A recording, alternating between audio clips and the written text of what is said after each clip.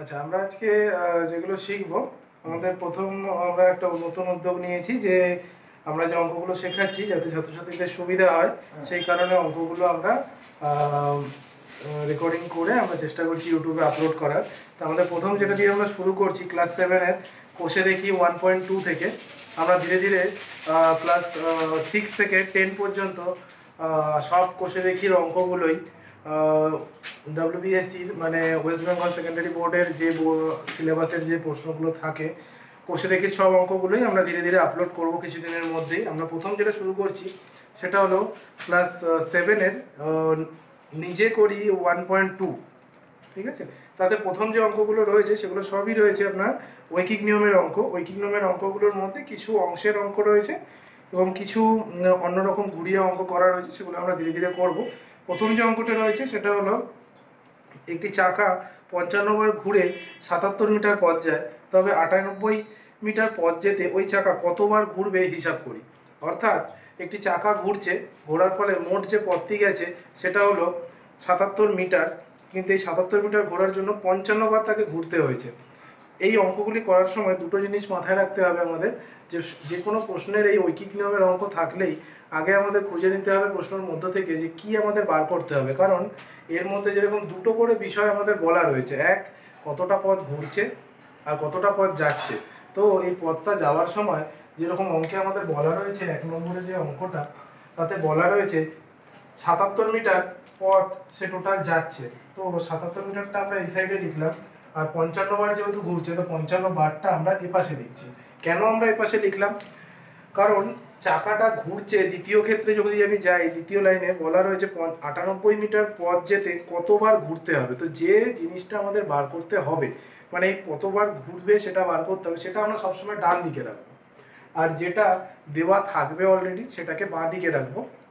এবং এদিকে দ্বিতীয় লাইনে তাহলে আমরা চলে আসি যে 98 মিটার পথ যেতে সময় লাগবে কতটা বার ঘুরতে হবে তাকে, তাহলে সেইটা আমাদের বার করতে হবে। সুতরাং বইয়ের প্রশ্ন অনুযায়ী 77 মিটার আমাদের পথ টোটাল অতিক্রম করেছে, 55 বার ঘুরতে হয়েছে চাকাটিকে, কিন্তু 98 মিটার পথ যেতে হলে তাহলে চাকাটা কতবার ঘুরবে সেটা হলো আমাদের এই অঙ্কে বার করতে হবে।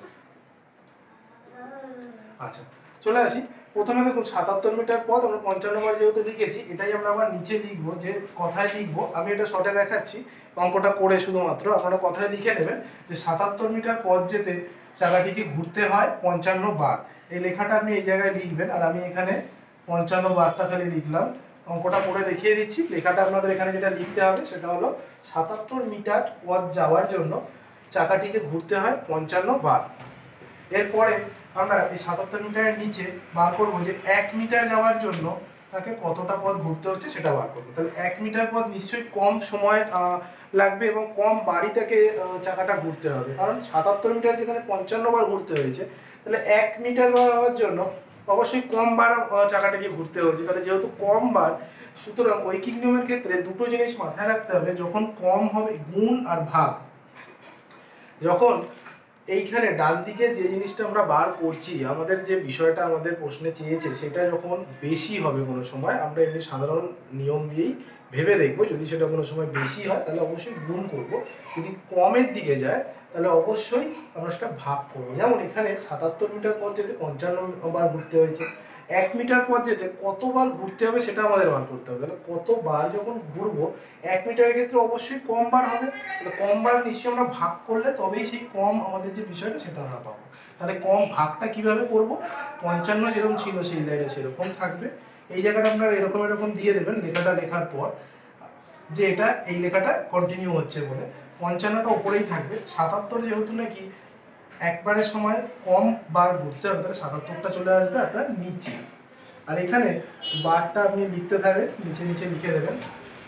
এরপরে চলে আসছি, এখানে দেখুন একবারেরটা আমরা বার করে নিয়েছি। এই হিসাবটা আমরা করতে পারি, কিন্তু এই হিসাবটা আমরা করবো না অঙ্কের সুবিধার্থে, একেবারে পরের লাইনে গিয়েই পুরো কাটাকাটিটা একসাথে করবো যাতে আমাদের সুবিধা হয়।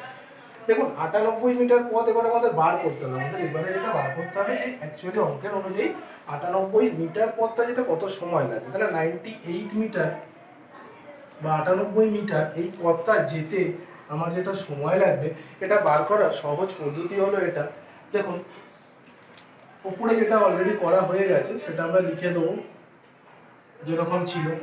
এবারে এই লজিকে আপনারা বা এই ট্রিক্সে আপনারা মনে রাখতে পারেন, দেখুন এই লাইনের 77টা আগের বারে গেছিলো যেহেতু নিচে, এইবারে আমরা 98 যেটা থাকবে সেটা আমরা ওপরে বসিয়ে দেবো। আমরা যদি এই মাঝের 1 মিটার বা 1-এর এগেনস্টে যে জিনিসটা বার করছি সেটা যদি আমরা ঠিকঠাক বার করে থাকি, তাহলে এই লাইনটা আপনারা চোখ বন্ধ করে বা এমনি নিজে থেকেও বসিয়ে দিতে পারেন, তাতে আপনার অঙ্ক ভুল হবে না।